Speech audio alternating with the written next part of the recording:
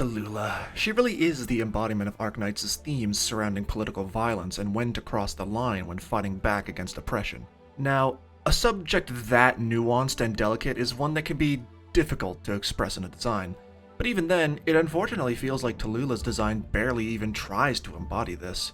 A lot of this could come from the fact that Talulah, despite being a main antagonist, just doesn't get much in terms of design updates, which is an absolute shame. Let's start with the outfit we see in her flashbacks. Talulah is a Draco who was abducted and indoctrinated into the Ursus Empire. The outfit we see in her flashbacks has her clad in a standard, older-looking militaristic outfit, only with shorts instead of pants for some reason. The outfit itself is fine. Its regality represents her royal upbringing and her role as an authority figure for Reunion decently.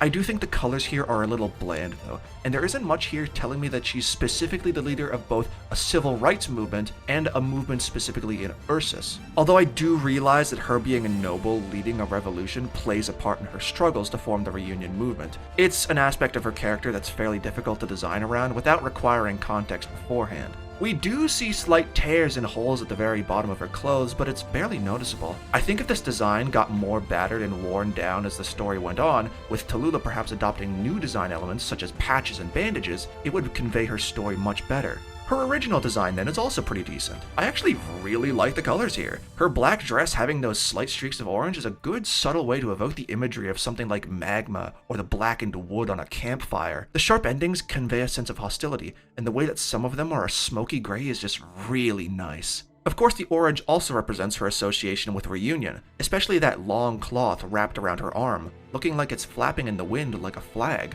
Visually speaking, I think it's a nice design.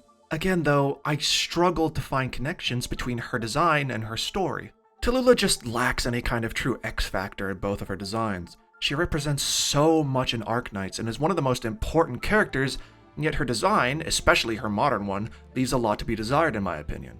That's why I docked so many points from Skull Shatterer, and while I think that visually Talulah's design is far better, I'd argue it's more of a letdown in the visual storytelling department, since there's so much to aspire toward.